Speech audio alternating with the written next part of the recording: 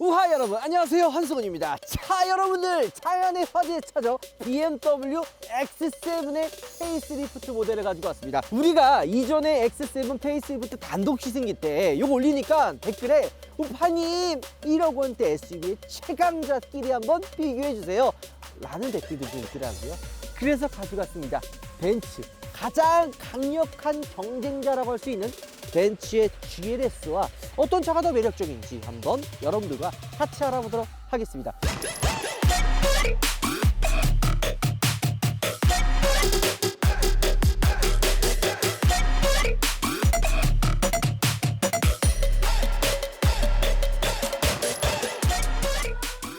야, 근데 이 두 차종 다 너무 매력적인 차량이기 때문에 뭐가 더 좋고 뭐가 더 나쁘다 이런 개념이 아니에요. 진짜 이 정도 수준으로 올라오면 취향에 따라서 차를 선택하는 게 정말 맞다라는 생각이 듭니다. 물론 여기서 조금 더 경쟁 차종을 데리고 온다면 포르쉐가 조금 있을 수가 있죠. 카이엔을 가지고 올 수도 있지만 요 두 차종과 또 비교한다면 카이엔은 또 아니에요. 카이엔은 얘네보다 사이즈 자체가 조금 작잖아요. 반대로 얘네들은 대형 SUV, 엄청 큰 사이즈를 보여주고 있죠. 이번에 X7이 페이스리프트가 되면서 조금 달라진 부분이 있습니다. 바로 가격적인 측면이죠. X7이 원래 GLS랑 경쟁을 한다고 보면 동일한 그 스펙에 동일한 트림 뭐 이 정도로 봤을 때는 한 3천만 원 정도가 차이가 나서 야, 가성비로 X7이 훌륭하지 이런 이미지였거든요. 근데 이번에 페이스리프트를 하면서 트림 따라서 좀 차이가 있지만 500만 원에서 1,500만 원 정도 가격이 올랐습니다. 그래서 얘가 1억 4천만 원대의 가격을 가지고 있죠. 가격이 많이 올랐다라고 말씀하시는 분들도 있지만 이게 솔직히 뭐 요거 따지고 보면요, 가격이 오른 것보다 들어간 게 더 많습니다. 얘가 40i거든요. 40i지만 기본적으로 옵션들이 너무 많이 들어갔기 때문에 40i라고 보는 것보다는 페이스리프트 되기 이전 모델인 50i가 딱 들어맞지 않을까 이런 생각이 듭니다. 자, 그렇다면은 벤츠 가장 강력한 경쟁 상대인 GLS는 어떨까요? 요 GLS도 엄청 매력적인 차죠. 근데 원래는 아까 얘기했던 대로 가격이 한 단계 더 윗등급의 가격을 가지고 있었습니다. GLS 580 같은 경우에는 1억 7천 정도 하거든요. 그러니까 같은 엔진 라인업이라고 비교를 했을 때는 거의 예전 페이스리프트 전에는 한 3, 4천만 원 정도 진짜 가격 차이가 보여줬거든요. 야, 580이랑 비교하면은 3, 4천이 아니야? 5, 6천 정도 차이가 나네. 꽤 많이 차이가 났었거든요. 근데 이번에 가격이 조금 줄긴 했습니다. 그래도 GLS 580이 1억 7천이면 2천만 원에서 3천만 원 정도 더 비싸요. 그러면은 이 GLS랑 비교가 안 되지 않냐 라고 생각을 하는데 이것도 다른 모델 있죠. 다른 트립, 다른 엔진 라인업, 바로 GLS 400D가 딱 1억 5천입니다. 그렇기 때문에 오늘 이 두 대의 비교는 BMW는 X7 40i를 가지고 왔고요. 그래서 1억 4천, 벤츠는 GLS 400D 가지고 왔습니다. 이건 이제 1억 5천이에요. 가격대를 비슷하게 해서 과연 어떤 차이가 있는지 한번 알아볼까 합니다. 엔진 라인업이 조금 아쉽기는 해요. 얘는 이제 직렬 6기통의 가솔린이고 얘는 직렬 6기통의 디젤 엔진입니다. 하지만 디젤이 요즘에 인기가 많이 없죠. 기름값이 많이 올랐기 때문에 유지비 측면에서도 조금 인기가 많이 떨어진 것도 사실이고, 연식이 오래되면은 부품값이라든지 그다음에 소음 부분에 있어서 가솔린 엔진보다는 조금 선호도가 낮은 것도 사실이지만, 이 디젤 엔진 제가 이야기할 때 뭐라고 얘기해요? 4기통 디젤과 6기통 디젤은 완전 하늘과 땅이다 라는 이야기하죠. 얘는 6기통 디젤이기 때문에 나름 괜찮습니다. 요번에 그 기름값이 많이 올라가고 디젤 엔진에 대한 인기도가 많이 낮았지만 원래는 이 400D가 인기 짱이었어요. 연비도 좋아, 가격도 괜찮아, 이래서 인기가 많았지만 기름값 때문에 조금 죽었죠. 근데 요즘에 어때요? 디젤과 이제 가격 차이가 많이 없어요. 근데 이게 그러면은 좀 디젤에 대한 선호도가 좀 높아지지 않을까 하지만 그건 아닐 것 같아요. 디젤은 워낙 없어지기 때문이죠. 자, 어쨌든 이 두 차량 하나씩 둘러보도록 하겠습니다. 자, 엔진룸부터 한번 열어보도록 할까요? 뭐 물론 내가 차를 출고해서 엔진룸을 여는 일은 항상 이야기하겠지만 거의 없어요. 문파크 차 출고해서 엔진룸 많이 열어봐요? 워시액 넣을 때 말고는 없어요. 워시액도 뭐 정비하러 갔을 때 가끔 이렇게 서비스를 넣어주기 때문에 엔진룸을 열어볼 필요가 없지만, 우리는 어쨌든 여러분들 차를 보여드리기 때문에 이 엔진룸을 열어볼 거고요. 엔진룸을 열었을 때 차이점을 꼭 굳이 이야기를 하자면 이런 몰딩, 고무 몰딩들, 방음 이런 것들을 조금 봐야 돼요. 디젤 엔진이기 때문에 시끄럽죠. 어쩔 수 없어요. 요거는 연식이 좀 오래되고 주행거리가 늘어나면 늘어날수록 소리는 시끄러지기 마련인데 요게 실내로 유입되는 소음은 거의 없어요. 이게 6기통이기 때문에 조용한 것도 있습니다. 그리고 요게 보면요, 앞에 굉장히 좀 공간이 많죠. 뭐 여기에는 뭐 라디에이터도 있고, 그 다음에 이 가드가 있어서 사고 났을 때 운전자의 안전을 지켜줍니다. 그리고 이런 얘기 하시는 분들 있잖아요. 만약에 엔진이 여기 있어, 사고가 나, 그러면은 이 엔진이 실내까지 들어오는 거 아니냐 하는데, 이 정도 플래그십 모델들은 말이에요, 사고가 나는 순간 이 엔진이 밑으로 내려가요. 앞에 빵 치면은 이 센서가 있어가지고 이 엔진이 밑으로 빠집니다. 운전석으로 침범하는 경우가 없이 이게 이제 보호를 해주는 거죠. 그렇게 되면 수리비는 어떻게 된다? 그냥 망했다. 폐차하는 게 더 싸다. 이렇게 보시면 되는 거죠. 자, 우리 또 이 BMW 여기서도 좀 차이가 나는 게, 아까는 벤츠 어땠어요? 여기 딱 중간에만 고무 몰딩이 있고 이 끝에 부분은 몰딩이 없었잖아요. 그게 전체적인 차의 디자인랑도 있긴 하지만 BMW는 이 고무 몰딩이 앞에 쭉 다 연결이 되어 있고 뒤에까지 고무 몰딩이 쭉 들어가 있는 걸 볼 수가 있죠. 이런 부분을 보면 BMW가 벤츠보다 고무 몰딩이 많이 들어간다, 뭐 이렇게 생각할 수 있는데, 뭐 크게 영향이 있지는 않지만 그래도 이런 거 하나 둘 더 신경 써주는 게 조금 더 다르지 않을까, 이런 생각이 들기는 합니다. 데일라이트는 이 위쪽에 쭉 들어가 있고, 이 BMW 같은 경우에는 상단과 하단을 나눠서 위에는 데일라이트, 밑에는 헤드램프가 들어가 있죠. 방향지 시동 한번 켜볼게요. 데일라이트가 방향지 시동으로 바뀌는 걸 볼 수가 있고요. 마찬가지로 데일라이트가 방향지 시동으로 바뀌는 걸 볼 수가 있습니다. 근데 두 차량 다 되게 고급스러워요. 요게 데일라이트의 그 느낌이 있잖아요. 요게 약간 보석을 보는 것처럼 굉장히 고급스러운 느낌을 줍니다. 그 다음에 뒤에 보면은요, 뒤에도 또 중요하죠. 뒤쪽에 보면 무빙턴 시그널은 사실 아니에요. 무빙턴 시그널은 아니긴 한데, 차이점을 굳이 이야기한다면 약간 X7 같은 경우에는 이 들어오는 불빛의 느낌이 조금 더 뭔가 무빙턴 시그널 느낌이 난다, 이런 생각이 듭니다. 자, 근데 두 차량 디자인 다 너무 잘 나왔습니다. 벤츠 같은 경우에는 되게 클래식하면서 벤츠의 느낌, 그러니까 딱 누가 봐도 되게 고급스럽다, 럭셔리하다라는 느낌이 많이 들죠. 반면에 X7 같은 경우에는 되게 젊고 역동적이면서 좀 더 세련된 느낌이 강한 디자인을 가지고 있습니다. 근데 아까 제가 오프닝 때 이야기했던 것처럼 이 정도 사이즈로 넘어가게 되면 그냥 취향에 따라서 차를 선택을 하면 됩니다. 벤츠 좋아하시는 분들은 벤츠, BMW 좋아하시는 분들은 BMW 선택하면 되는데, 제가 사실 지금 타고 다니는 차가 대부분 다 뭐예요? 벤츠죠. 벤츠 좋아하거든요. 진짜 BMW에서 유일하게 요거는 한번 사보고 싶은데 이건 타도 되겠다라고 생각하는 게 SUV입니다.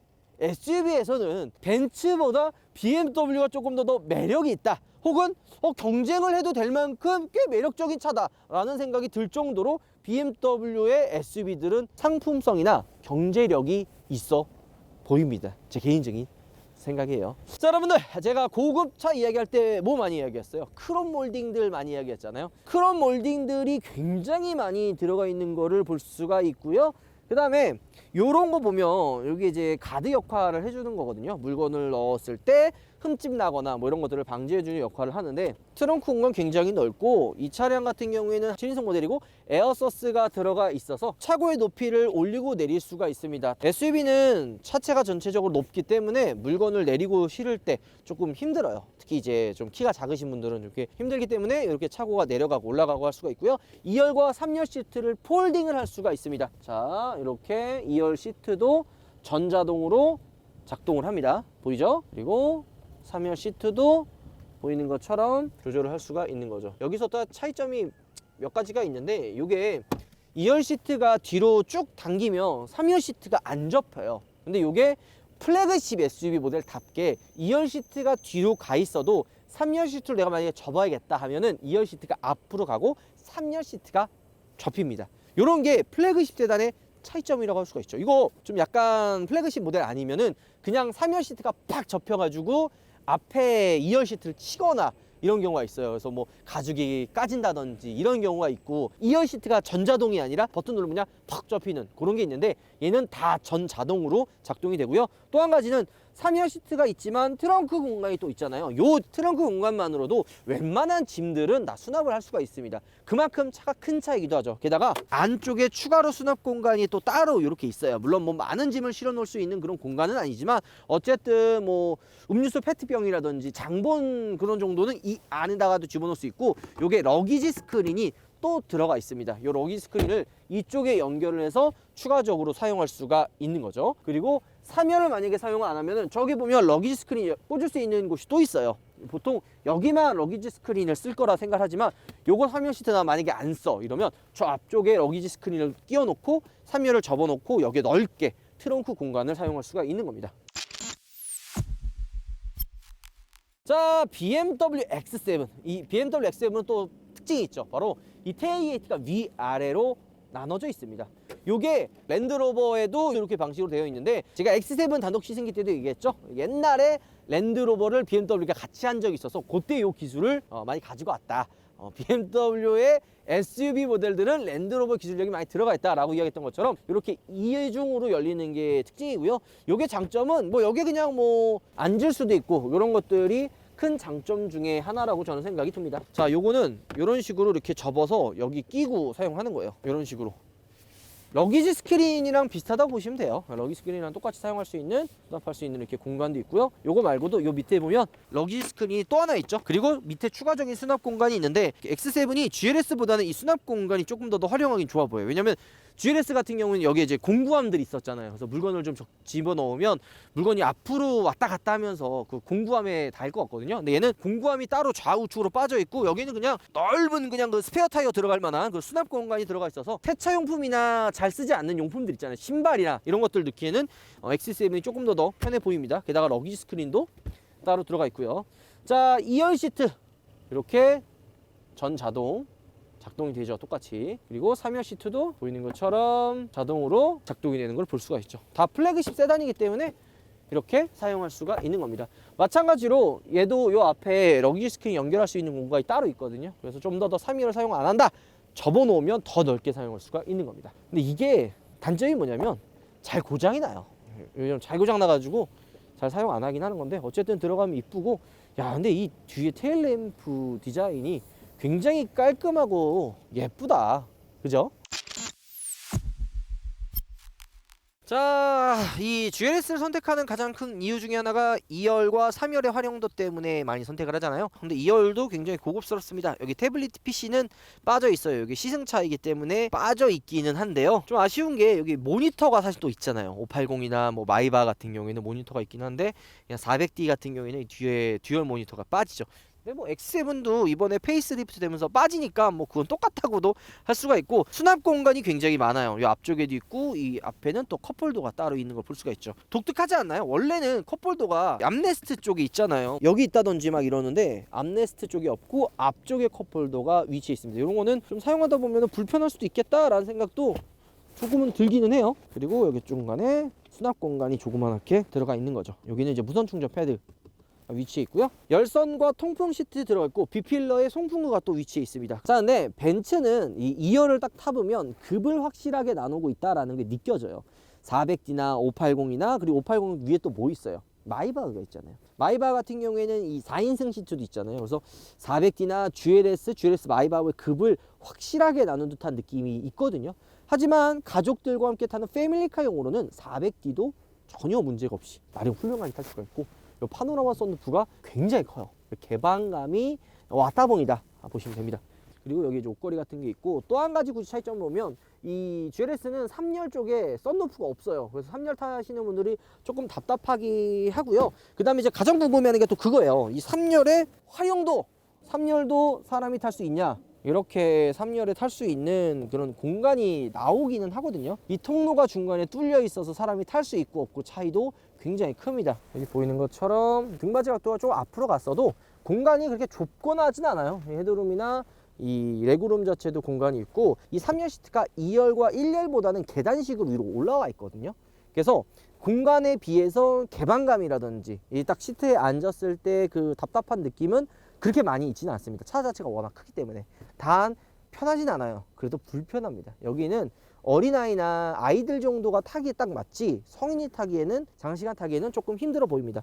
C타입 단자도 2개나 있고 컵홀더도 있고요. 여기도 마찬가지로 C타입 단자 2개, 컵홀더가 하나 위치에 있는 거죠. 그리고 이런 얘기 많이 하잖아요. 만약에 이게 비상 상황 때 만약에 불이 나거나 사고 났을 때 긴급하게 탈출해야 될 때는 요거 언제 기다려요? 못 기다린단 말이에요. 그러면 이 뒤에 빨간색 레버가 있어요. 요거 딱 당기면 접힙니다. 요거 접히면 그냥 이거 밟았고 튀어나가면 돼요.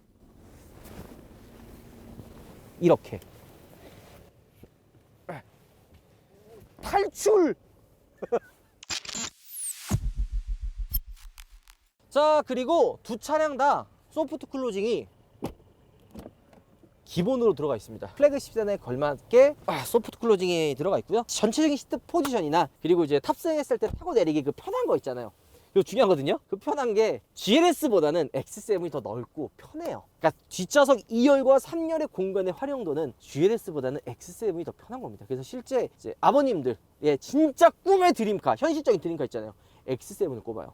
2열도 편하고 3열의 활용도도 생각보다 높기 때문이죠. 게다가 뒷좌석 전동 커튼도 들어갑니다. 물론 400D도 옵션을 추가하면 전동 커튼이 들어가지만 얘는 기본으로 적용이 되는 거죠. 단 아쉬운 거는 얘는 열선만 들어가 있고 통풍 시트는 빠져요. 그래서 요번에 X7 페일이 나오면서 그 얘기 많았거든요. 이거 왜 통풍 뺐냐?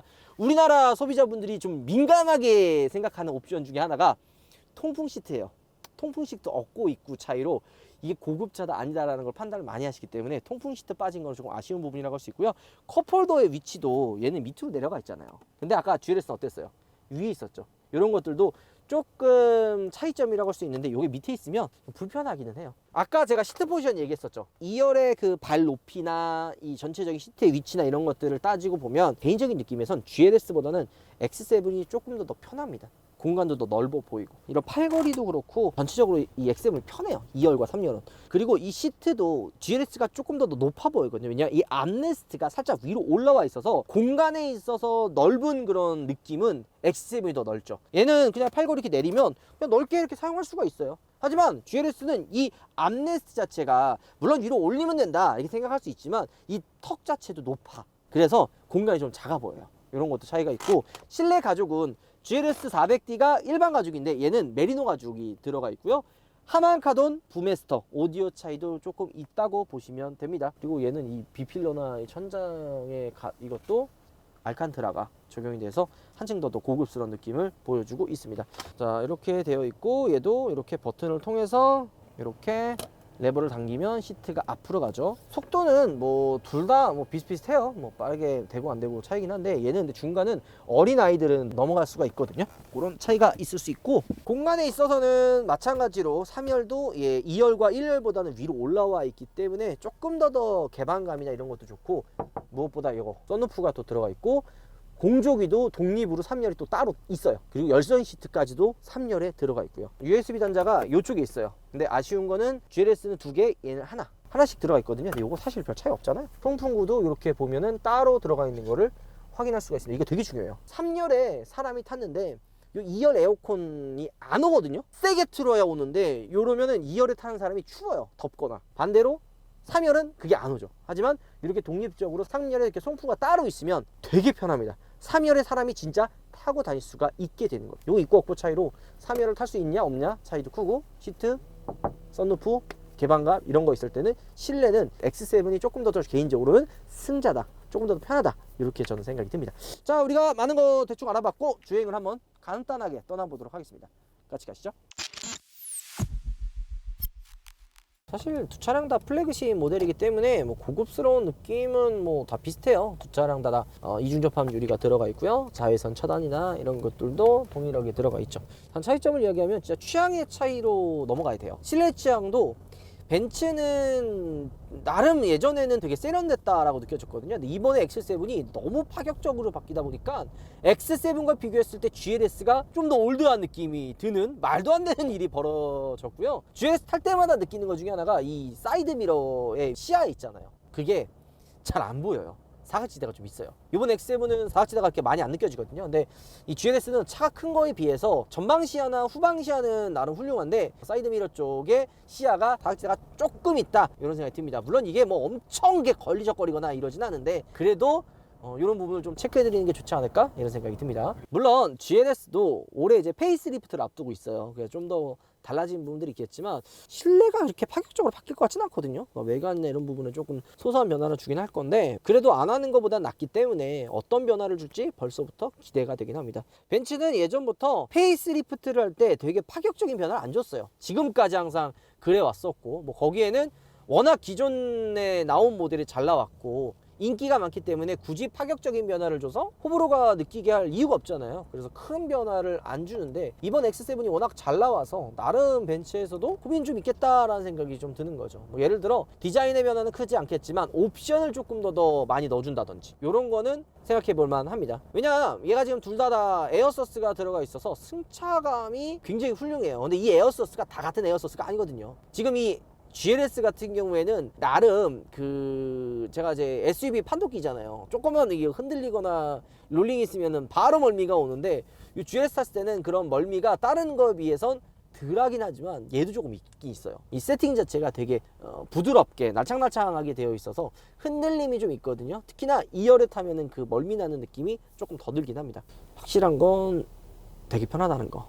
역시 GLS는 GLS네요. 자, 근데 이거는 알아두셔야 돼요. 아까도 오프닝 때도 제가 얘기했지만 얘는 뭐예요? 직렬 6기통 디젤이잖아요. 밖에서는 좀 시끄러워요. 솔직히 밖에서는 그 달달달한 소리가 들리거든요. 근데 하지만 실내에서는 유입되는 그런 소음이 하나도 없어요. 디젤인지 가솔린인지 모를 정도로 되게 조용한 게 큰 장점이고요. 연비도 나름 훌륭하게 나옵니다. 얘가 지금 덩치도 크고 무거운데도 불구하고 연비가 나름 훌륭하게 나오기 때문에 데일리카 가족들과 함께 타기에는 이만한 차가 없는 거죠. 단 아까 얘기했던 대로 이 센터 패널이 좀 위로 많이 올라와 있어요. 전체적으로 해서 좀 실내가 좁다라는 느낌이 드는 거죠. 이게 S클래스에도 들어가 있는 게 뭐냐면 이 암레스트에 열선이 들어가요. 하지만 이 GLS가 열선이 암레스트가 안 들어갑니다. 확실히 악셀을 밟았을 때 그런 경쾌한 움직임, 물론 이 반응이 디젤 특유의 그 저속에서 그리고 악셀을 밟았을 때 이런 반응들, 이런 느낌은 디젤 엔진 특유의 그런 폭발적인 힘이 있어요. 이런 부분에 있어서는 디젤 엔진 많이 타보셨던 분들은 이 느낌 되게 좋아하거든요. 특히나 SUV가 차가 크고 무겁기 때문에 이런 디젤 특유의 빠른 반응들, 이런 것들을 선호하시는 분들이 꽤 많아요. 물론 세단은 가솔린을 더 많이 선호를 하는데 SUV가 예전부터 이 디젤 엔진 선호하던 이유가 요 크고 무거운 이 차체를 조금 더 경쾌하게 움직이기 위해서 디젤 엔진을 선호했는데 제가 오랜만에 지금 GLS 400D 운전하고 있거든요. 이런 움직임이 경쾌하다 생각이 드네요. 야, 훌륭하다. 승차감도 편하고 가족들과 타기에 이만한 차가 없다라는 게 계속 느껴집니다. 앰비언트가 소소하게 들어갑니다. 대시보드 하단이랑 기어노브 주변에도 이렇게 조그맣게 앰비언트 들어가고 컵홀더도 여기 보이죠? 앰비언트가 들어가긴 하는데 화려하게 뭔가 이렇게 들어가거나 그러진 않아요. 자, 계기판도 일체형으로 크죠? 대시보드도 좀 위로 이렇게 많이 올라와 있는 것 같고 SUV 특유의 나름 좀 이런 특유의 투박한 그런 느낌이 좀 있기는 하지만 이런 부분이 벤츠를 좋아하시는 분들 입장에서는 클래식하다 라고 생각하시는 분들도 꽤 많이 있습니다. 확실히 GLS는 뭔가 엄청나게 크게 부각되는 게 없기는 해요. X7이 이번에 워낙 잘 나왔기 때문에 GLS가 상대적으로 돋보이는 게 없을 뿐이지 GLS도 나름 가지고 있는 기본기는 탄탄합니다. SUV가 뭐가 있어야 돼요? 적재 공간도 넉넉해야 되고 옵션들도 많이 들어가 있어야 되고 승차감도 편해야 되고 그 다음에 SUV 특유의 그런 롤링들도 꽉 잡아줘야 되는 그런 여러 가지 매력들이 있어야 되잖아요. GLS는 그냥 기본은 항상 합니다. 뭔가 엄청나게 막 잘 이러는 느낌은 아니지만 타고 나면은 괜찮네 이러는 소리는 항상 듣는 거죠. 그리고 이 벤츠 마크 하나로 대안이 없어요. 그나마 비벼보고 경쟁할 수 있는 게 X7 하나밖에 없는 거죠. 그리고 헤드업 디스플레이도 굉장히 커요. 안에 있는 아이콘들도 굉장히 큼직큼직하고 정보 전달이 되게 좋거든요. 제가 이 헤드업 디스플레이 별로 안 좋아해요. 하지만 GLS에 들어가 있는 헤드업 디스플레이는 여러 가지 정보들 있죠. 뭐 속도, 어댑티브 크루즈 컨트롤, 게다가 이제 뭐 배터리 잔량, 뭐 이런 정보 전달이 굉장히 잘 되기 때문에 이 GLS는 한눈에 쏙 들어오는 거죠. 자, 다음은 X7을 타보도록 하죠. 가시죠. X7, 그러니까 두 대를 딱 비교해 놓고 보면, 그러니까 딱 지금 우리가 GLS 타고 X7 바로 탔잖아요. 이 차이점이 확실하게 느껴지네. 시트 포지션이 GLS보다 X7이 높아요. GLS가 좀 더 뭔가 낮아. 세단의 느낌이 나. 세단을 좋아하는 분들, 그러니까 세단의 느낌이 나면서 SUV의 실용성을 원하는 분들은 GLS 타면 딱 맞아요. 전체적인 시트 포지션도 세단에 가깝고. 근데 X7은 내가 진짜 SUV 타고 있다라는 느낌이 들 정도로 뭐가 올라가 있어요. 랜드로버 타는 듯한 그런 느낌이 들 정도로 진짜 SUV 느낌을 가지고 있고, 개방감도 시트 포지션이 높기 때문에 더 시원해요. 막 넓어 보이고, 그리고 실내도 시원시원하잖아요. 센터페시아나 기어노브가 좀 밑으로 내려와 있어서 공간도 더 넓어 보이고, 송풍구도 아까 제가 이렇게 4개 있었던 거 보면서 살짝 올드할 수도 있다라고 했는데 얘는 심플해요. 송풍구가 거의 없는 것처럼 되게 깔끔하고 심플한 디자인을 가지고 있죠. 이것도 그냥 이렇게 돌리면 켜지고 열리고 닫히고 딱 이런 느낌. 위치도 이런 식으로 돌리면 되고, 이런 부분들 굉장히 고급스럽죠. 게다가 별거 아닐 수도 있지만 이 윈도우 스위치 버튼의 위치도 되게 잘 되어 있어요. 다들 비슷한 경험 있으실 텐데, 앞유리 열려고 그러는데 뒷유리가 열린다든지, 뒷유리 닫으려고 그러는데 앞유리가 닫힌다든지, 이게 윈도우 스위치 버튼의 위치가 좀 안 좋아서 그런 거거든요. 근데 X7은 딱 맞게 되어 있어요. 이런 것들 위치도 되게 중요하고, 계기판도 쭉 크고, 이런 시원시원한 느낌은 기존 X7이 다 좋았지만 실내가 올드하다라는 부분들을 완전히 갈아엎었다 보시면 됩니다. 가죽도 메리노 가죽. 메리노가 왜 메리노냐? 메리노 양가죽.